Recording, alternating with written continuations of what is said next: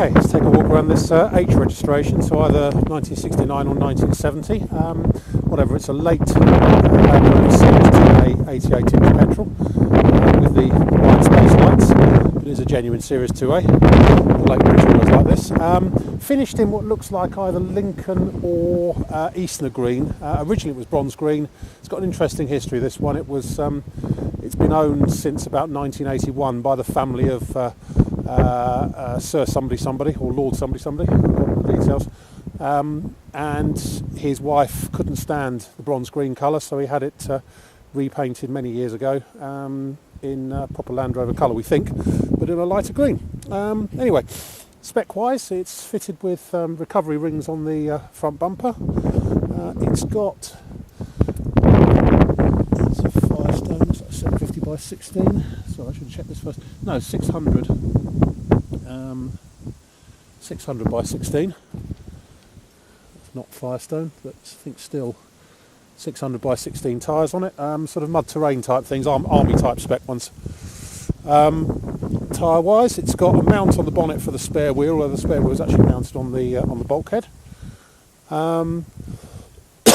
It's got double skin roof, almost safari type, but it hasn't got the vents in it. Inside it's got the proper Series 2A dash and everything. It's also got deluxe front seats in it and twin rear benches in there as well. It's got Smith's heater. It's got tow bar on it with electrics and rear mud flaps, and that's about your lot. Anyway, let's walk around and pick out some good bits and bad bits. Very few bad bits. It's actually quite a smart, nice looking example, actually. As I say, been in one family ownership since about 1981, I think, from memory. It also looks like it's got halogen lights on it, but I'd have to check the spec for those. But it's certainly got new headlights. Around the front end, as I say, it was painted many years ago now, 33, 34 years ago, so there's a bit of paint loss and electrolytic reaction here and there, especially sort of on the bonnet edge just here. But it was actually properly sprayed rather than rolled or brushed. So a bit of patina here and there, but no more than you'd expect. Looks quite nice from that point of view. Big chunk of paint missing there off of the closing panel. Front bumper's a little crinkled just there. Looking down the sides, all looks very, very pretty straight actually. In fact, the doors are brand new. The doors are only about 3 months old, I think. Bit of, we'll come to those in a minute. Bit of reaction under the paint just there. Up here on the scuttle corner, all looks pretty good. Just a bit of rusting under the vent flap just there, and a little bit of surface rust just poking through, but no more than that. And this all looks quite good down here. Yeah, both doors, top and bottom, are brand new, and the paint has been matched to the best of Automech's ability. They've done quite a nice job on it. You've got to look quite closely to see it's not, you know, that paint's new, that paint's old, but they're brand new doors, all new top and bottom. Rubbers have been put on, so the doors at the moment are actually quite hard to close because the rubbers are quite swollen, but they are brand new and hence in very, very good shape. What have we got here? We've got a small hole in the footwell just there, which you may be able to see, which we can obviously sort out if required, but it's not a legal requirement for MOT purposes there. But all up here all looks good. It's obviously had some sound deadening on there at some point, which has all been pulled off, but the major part of the floor there looks okay. Seats are in pretty good shape. We've just replaced that backrest and this seat base because they were torn. A couple of marks on them, but no more than that. A little tiny nick in the middle seat just there.